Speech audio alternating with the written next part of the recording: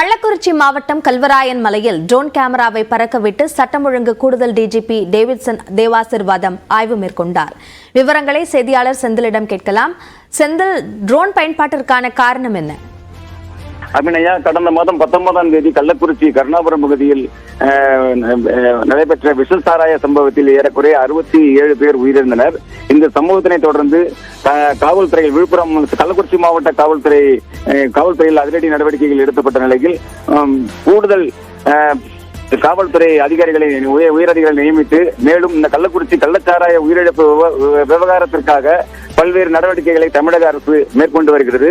இதன் அடிப்படையில் பல்வேறு மாவட்டங்களைச் சேர்ந்த அதிரடிப்படையினர் இந்த கள்ளக்குறிச்சி மாவட்டம் கல்வராயன் மலை பகுதியில் ஏறக்குறைய 20 குழுக்களாக பிரிந்து கிட்டத்தட்ட 15-20 நாட்களாக ஆய்வு மேற்கொண்டு வருகின்றனர். இந்நிலையில் தற்பொழுது இன்று தமிழக ஏடிஜிபி டேவிட்சன் தேவாசீர்வாதம் மற்றும் அசரக்கார் வடக்கு மண்டல ஐஜி அசரக்கார், கள்ளக்குறிச்சி மாவட்ட எஸ்பி ரஜத் சதுர்வேதி உள்ளிட்ட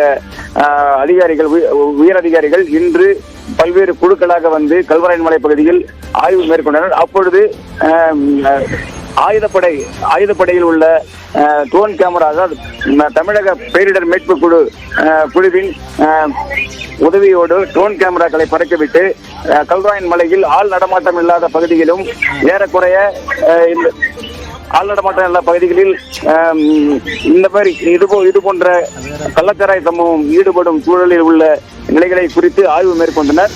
மேலும் இந்த குற்ற சம்பவங்களில் ஈடுபட்டுள்ள குற்றவாளிகள் யாரிடம் இருந்தார்கள் என்றால் பழைய குற்றவாளிகளை அவர்கள் வீடுகளுக்கு சென்று அவர்கள் வீடுகளில் அவர்கள் தற்பொழுது அவர்களின் நிலை என்ன, அவர்கள் என்ன தொழில் செய்து வருகிறார்கள் என்பன உள்ளிட்ட ஆய்வுகளை கொண்டனர். அபிநயா, கள்ளக்குறிச்சியில் ட்ரோனை பறக்கவிட்டு ஆய்வில் ஈடுபடுகிறார் கூடுதல் ஏடிஜிபி டேவிட்சன் தேவாசீர்வாதம். இது சார்ந்த கூடுதல் விவரங்களுக்கு நன்றி செந்தில்குமார்.